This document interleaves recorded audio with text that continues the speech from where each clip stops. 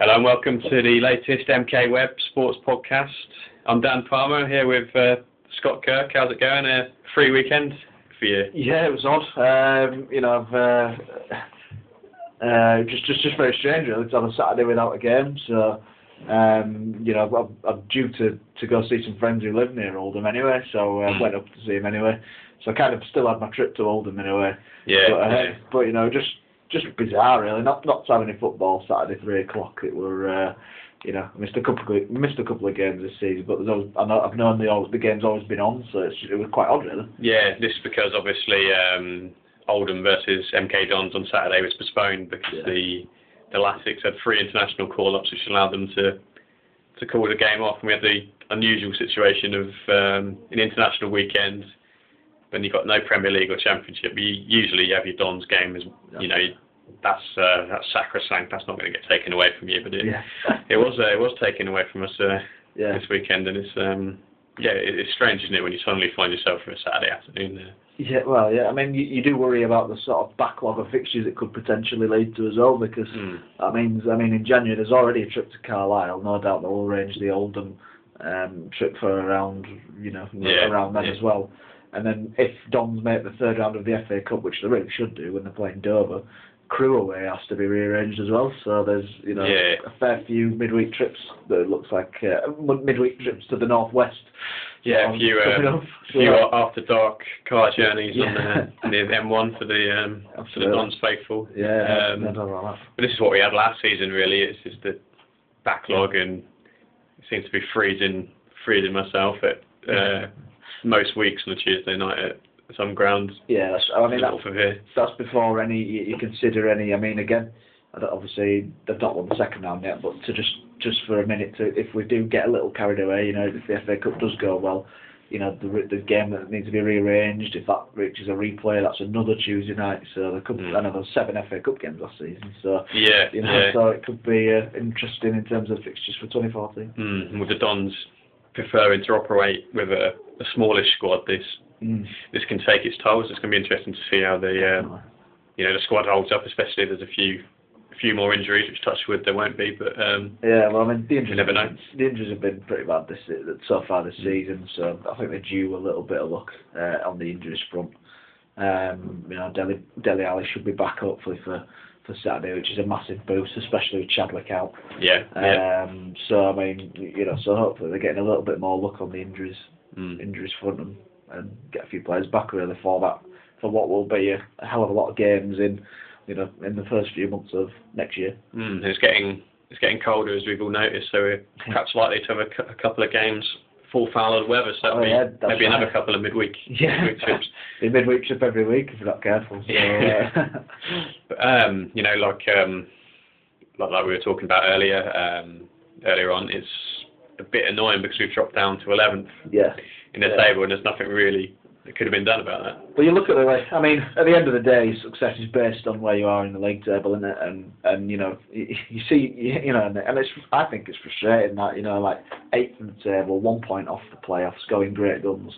All of a sudden, absolutely nothing you can do about it, and it's 11th, 4 points off the table. So I know there's the game in hand, but you'd much rather have the points on the board rather than have that game in hand, I'm sure. But that's the sort of hand that's been dealt really now, and it's just one of those things you've got to get past. And I guess it's now for Dons. It makes the game on Saturday even bigger for me. I've got to win that to try and claw back some ground, and it's not even their fault that they've got to try and claw that ground back, if you know. It's just left them playing catch up, isn't it? And like you say, every manager would prefer to have the points in the bank rather than the games in hand. And they're playing catch up with a very difficult opponent. Coming down there, it's going to be a tough game against Bradford. Definitely. They've carried on their momentum, I think, from last season, and able to keep Naki Wells, who was just a phenomenal player. At this level and League Two, he should be a lot higher, really. Than this, and it's not going to be an easy game. The last league game was 3 weeks ago as well, so because there was the FA Cup against the conference team, then a week off. So I really am worried about like that rustiness creeping into the play a little bit. Yeah. I'm sure it's bound to take them 10 minutes to get into the games. It's bound to. So if they can, I think that first. I know it's annoying those cliches. The next goal is important and all this, but I think that first quarter of an hour, 20 minutes, if they can keep it at 0-0, it's going to be really important, isn't it? If they can just keep hold of not go behind first in particular. I think that's going to be. You never want to go behind, obviously, but I think if they'll be trying to get the fitness back almost. I think in this game, so I think it's so important to just keep it tight to begin with, and then it's going to be a very difficult game, though. Yeah, very difficult one. Absolutely. I mean, they did arrange that behind closed doors game against Fulham, which they lost 2-1. I guess that was to try and keep them sharp, but it's not the same, is it? No, I was just going to say, it's never the same as an actual league game. I mean, friendlies, there's nothing really riding on it. So they'll want it to win it, obviously, but when there's 3 points on the line, it really adds to it a lot, doesn't it? So. Well, absolutely, yeah. And Bradford, if Dons are a bit relaxed, maybe Bradford are coming into this all fired up after an incredible 3-3 draw with Coventry on a Sunday. That was quite a game. They snatched a point in the 4th minute of injury time with a late penalty. So crazy, their emotions are going to be definitely running high, and they're going to be well up for this game. I mean, if you got a team that are really up for it and against a team which is sort of a little bit maybe rusty, that could be dangerous. So I think I'd genuinely be happy with a point out of Saturday. I know it's a home game and you should win your home games, but the circumstances and I think a point would actually be a good result on Saturday. Yeah, I think so. I mean, it wasn't that long ago that Bradford were in the Premier League, was it? And they've somehow gone all the way down to League Two. I mean, it's last season they're on the brink of the Europa League, reaching the League Cup final. So they deserve a bit. Certainly the fans deserve that sort of positivity, if you like, because it can't have been much fun being a Bradford fan, watching your team just in the same way for Portsmouth fans, I would imagine at the moment, just seeing your team go down the leagues. Yeah. So for them to have the season they did last season, it's kind of karma almost for the fans. When I don't know how the club's been run or whatever, but for the fans, it's really good to just for what they've had last season, and they're going brilliantly this season. So that's right. And then from having no game in a week, it's going to be free this time around. Colchester United on Tuesday, a tricky little trip to Essex. Yeah, I'd still like to think we'll get 3 points there. Personally, you look at Colchester. I hope I don't regret saying this, but you don't think of them as a kind of playoff team, really. I don't think Colchester. I'd like to think they can get 3 points there. Not going to be easy midweek, and another away midweek trip. Plenty of which will be coming up as we discussed before there with the Dons. But I'd like to think they can get 3 points for that, and then come the Coventry game next Saturday.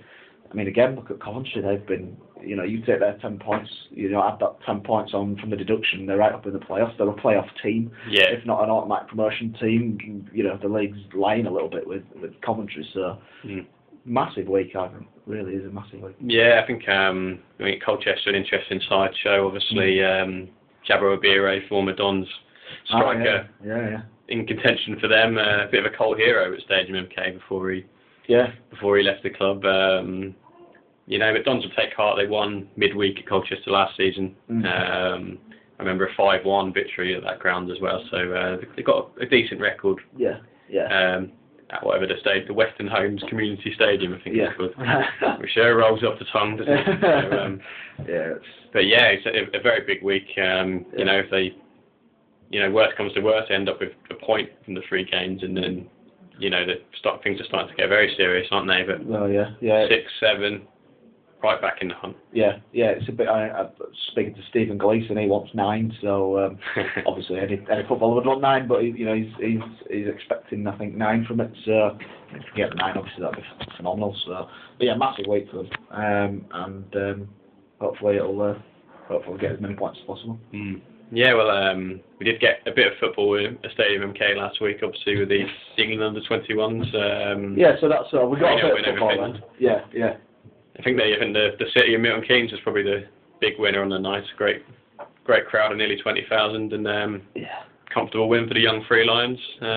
like, quite a good night, wasn't it? Oh, it's fantastic. You know, I mean, I've only started obviously this season, so I've not seen the ground that full. You know, I've seen, I think 8,000 is the most I've seen, because I missed the Robin game as well, so I think 8,000 is the most I've seen in there. So to see the lower bowl, if you like, all full it was just phenomenal. And you can, you know, like they got rid of the partitions, you know, where, you know, which they usually have there. So to see it completely full was absolutely brilliant. And it was great. Like, the city certainly is the winner with that one.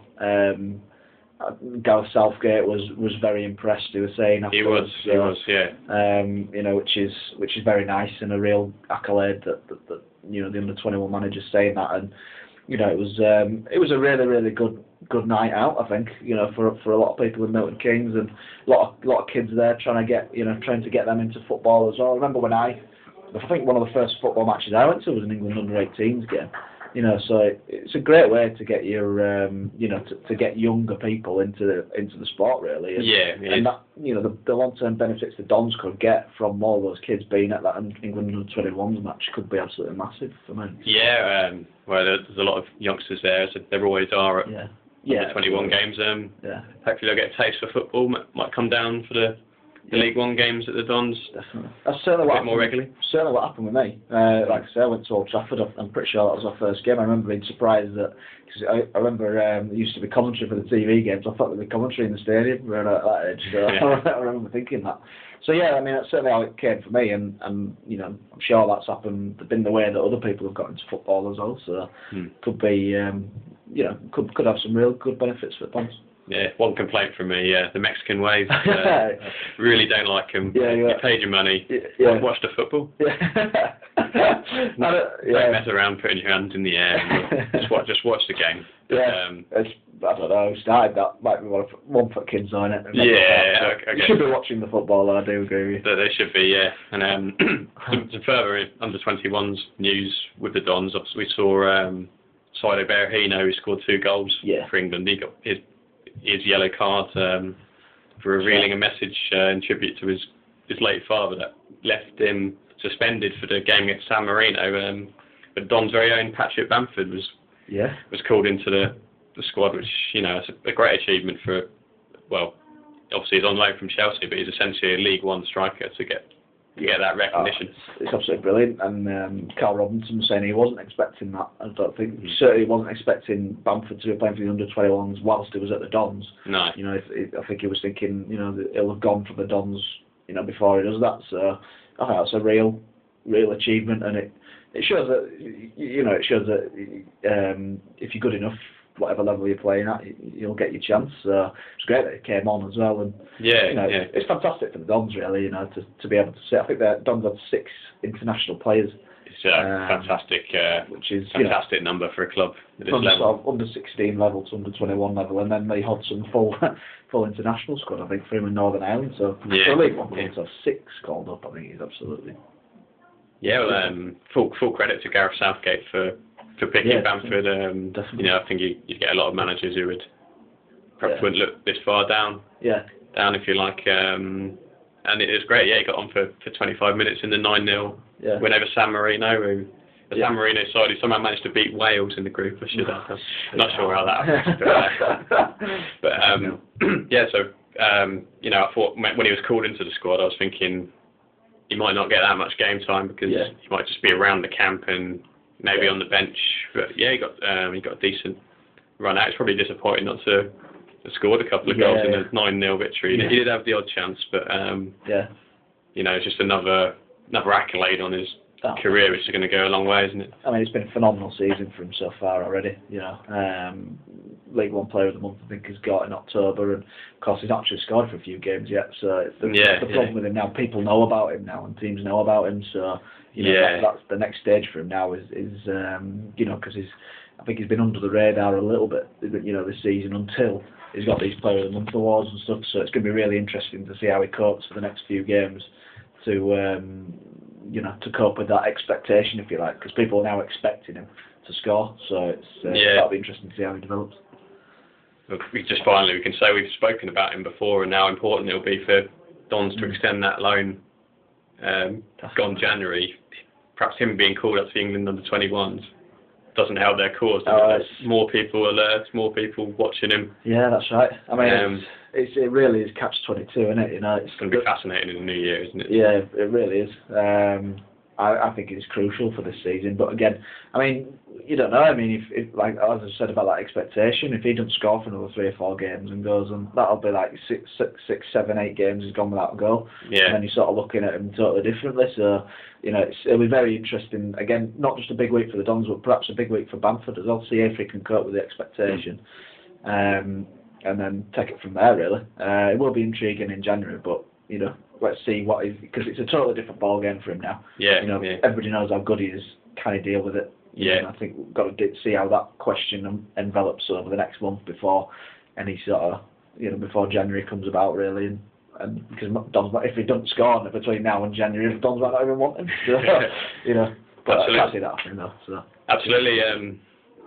So since we've rambled on for another, I think we should wrap this up. Just finally, well done to Dele Alli who I understand has passed his driving test. So yeah, that's class. Makes you realise how young some of these footballers are at the Dons, doesn't it? Doesn't it just?